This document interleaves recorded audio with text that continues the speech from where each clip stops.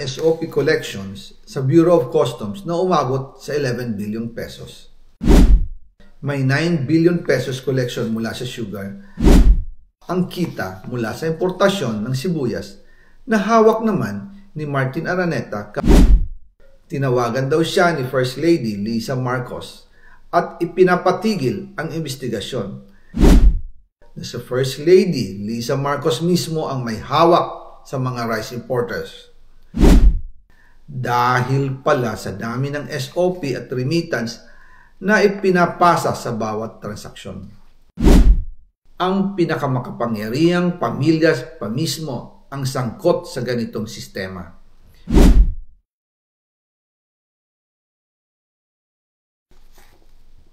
Ngayon naman po, tungkol sa kampanya nitong 2025 elections, nagkwento sa akin si dating Speaker Martin Romualdez. Kinausap daw siya ni PBBM sa Tacloban para tumulong sa gastusin ng mga kandidato mula national hanggang local candidates. Ang sagot ni Speaker, naibigay na niya ang SOP collections sa Bureau of Customs na umabot sa 11 billion pesos. Dagdag pa dyan, may 9 billion pesos collection mula sa sugar na ayon mismo sa kanya ay pinaghahatian lang ng 5 kumpanya para makontrol nila ang presyo ng asukal sa merkado. At iba pa ang kita mula sa importasyon ng sibuyas na hawak naman ni Martin Araneta, kapatid ni First Lady Lisa Araneta Marcos. Kung matatanda ninyo, noong 2022, nagkaroon po ng investigasyon sa Kamara na pinangungunahan ni Congressman Toto Swansing dahil sobrang taas ng presyo ng sibuyas. Umabot ng 600 pesos kada kilo. Gayong dapat ay nasa 80 pesos lang. Doon lumabas ang pangalan ni Martin Araneta bilang isa sa mga nasa likod ng kontrol sa importasyon ng sibuyas.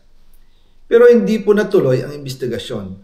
Ang sabi ni Speaker, tinawagan daw siya ni First Lady Lisa Marcos at ipinapatigil ang investigasyon. Kaya walang natuloy at walang naparusahan. Dahil pala, kontrolado ng kapatid ng First Lady ang importasyon ng sibuyas. Ganito rin po ang nangyari sa bigas. Noong April 2023, nagsimula nang tumaas ang presyo ng bigas. Kaya iminungkahi ko kay Speaker Martin Romualdez na kung pwede ay mag-angkat tayo ng 13 million metric tons para sa buong taon. Ang layunin ko po ay mapababa ang presyo ng bigas sa 22 pesos kada kilo. Pero hindi po ito inaprubahan ng Pangulo noong sila ay nasa Clark.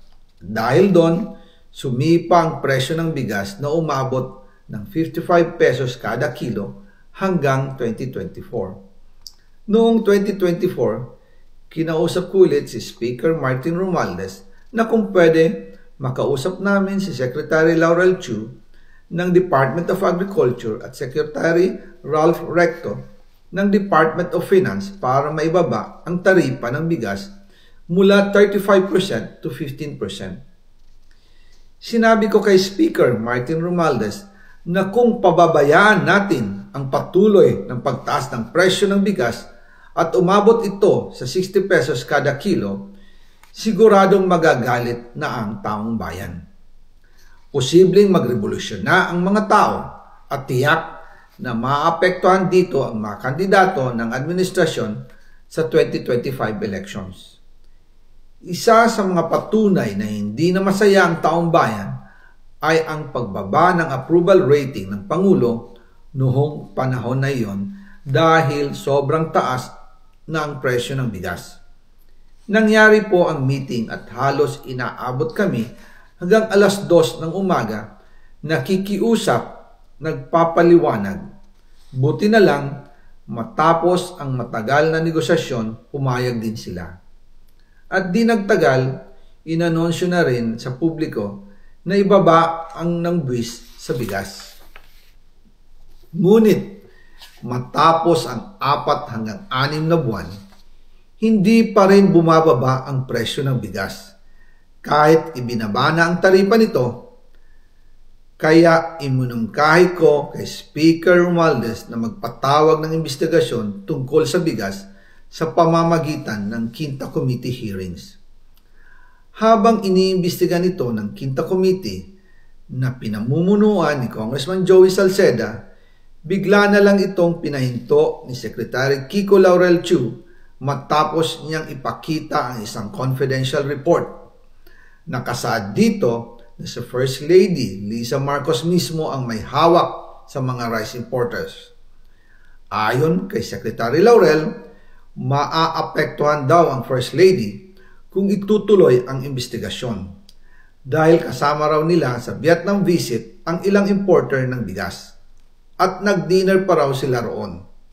At noong araw din yun, tumawag si Congressman Sandro Marcos kay Speaker Romualdez upang ipatigil ang House investigations tungkol sa bigas as instructed ng Pangulo.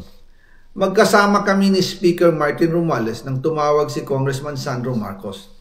Dumating din si Secretary Laurel Chu sa Manila Polo Townhouse at doon siya pinagalitan ni Speaker dahil inilabas niya ang confidential report na nagdidiin sa First Lady sa issue ng rice smuggling. Humihingi ng paumanhin si Secretary Laurel Chu at sinabi niyang, pasensya na, masyado akong naive. Doon namin naintindihan kung bakit. Kahit ibinaba na ang import tax ng bigas mula 35% to 15%, ay hindi pa rin bumababa ang presyo sa merkado dahil pala sa dami ng SOP at remittance na ipinapasa sa bawat transaksyon. Dagdag pa po, maraming importers ng isda ang nagre-reklamo dahil kontrolado ito ng kaunting kumpanya lamang. Wala naman daw tax sa importation tuwing lean season, pero kahit ganoon, hindi pa rin sila nabibigyan ng permit to import. Ang makaunting kumpanya na ito lang ang nabibigyang permit to import. Dahil dito, kontrolado din ang presyo ng isda. At ito din ang dahilan kung bakit mataas ang presyo ng galunggong.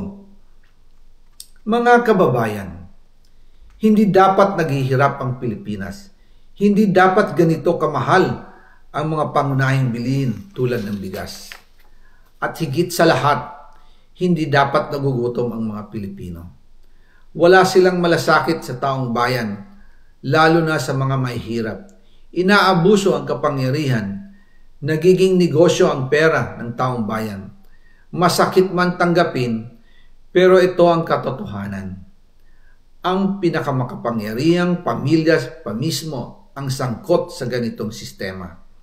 Mula sa Pangulo, First Lady, hanggang sa anak, sila mismo ang nagtatakda, kumukontrol, at nakikinabang sa mga transaksyon dapat sanay para sa kapakanan ng sambayanan. Hawak at kontrolado nila halos lahat ng ahensya, kaya nagagawa nilang itago ang katotohanan. Sa mga susunod na araw, marami pa po akong isisiwalat. Maraming salamat sa inyong oras at patuloy na pag-unawa. Naway, magising tayo sa katotohanan at sama-sama nating hanapin ang hustisya para sa bayan. Diyos mabalos po sa Indogabos.